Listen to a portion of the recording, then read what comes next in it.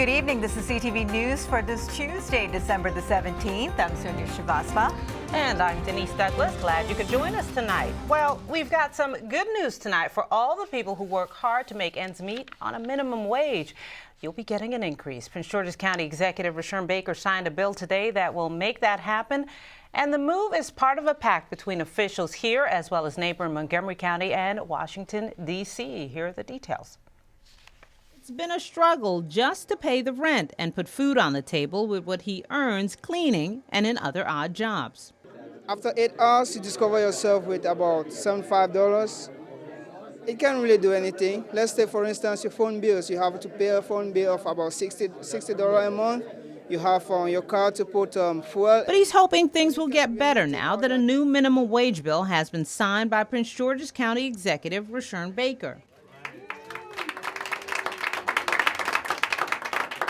It's a total relief in me because I know it's not going to make me rich here, but it's going to help me, help my family, pay my bills and everything. Awa and dozens of other workers looked on during the ceremony. Under the measure, the minimum hourly pay will go up to $11.50 by 2017. The current amount of $7.25 will increase to $8.40 by next October, then to $9.55 and $10.75 in the subsequent year. We all know that everything has gone up, except for those who make minimum wage. Their salaries have not gone up. And this is just one small effort on our part to do what people have elected us to do, and that is to do our best to take care of them. And that's all we wanted to do, was just to take care of people. For a long time, I've said to the council members and the council chairs that I support an increase in the minimum wage. I always have. I think it is good for the people, the men and women who work in Prince George's County and the men and women who do business in Prince George's County in this region. My job as county executive is to make sure that the county is as competitive as it can be.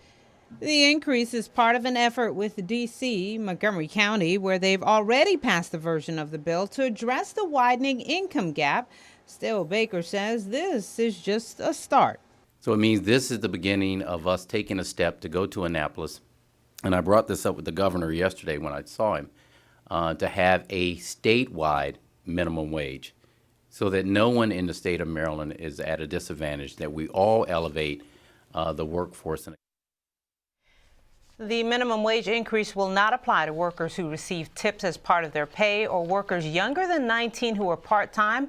All 9 members of the Prince George's County Council co-sponsored the measure. A fire guts a home in Landover today. You can see crews on the scene on East Ridge Drive working to put out the fire. There it is. Investigators say flames sparked somewhere on the back porch and spread quickly throughout the 2-story Cape Cod-style house. Now, fire officials are still gathering information. No other details were available at this time. Police in Montgomery County are investigating what they're calling a suspicious death. A man's body was found this morning on the shoulder of the inner loop between Georgia Avenue and Colesville Road. Investigators say a motorist called 911 shortly after 9 o'clock to report the incident. The body has been taken to the medical examiner's office. Meanwhile, right here in Prince George's County, police are looking into a fatal pedestrian collision in Oxon Hill. 30-year-old Kevin Delonte Kelly was struck by a car while trying to cross Indian Head Highway yesterday evening. Officers arrived on the scene to find Kelly suffering from critical injuries. He died later at the hospital. The preliminary investigation shows Kelly was not in a crosswalk at the time of the collision. The driver remained on the scene and he was not injured. Anyone with any information on this case is asked to call police at the number here, 301-731-4422.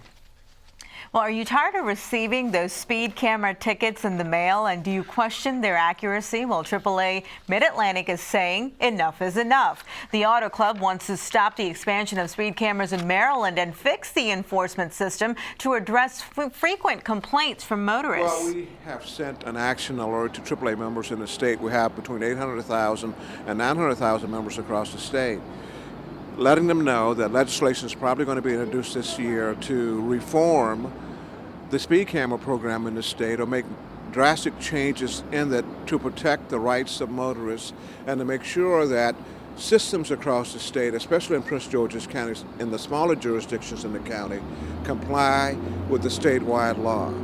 And there are systems in Prince George's County, for example, that don't. We know in Glenarden there are speed cameras where there are no schools. And we know that a speed camera in one jurisdiction probably is not giving accurate readings. Now, the Auto Association is asking the community to get involved by sending letters to Maryland legislators. And you're watching CTV News. I'm Sonia Shrivastava. And I'm Denise Douglas.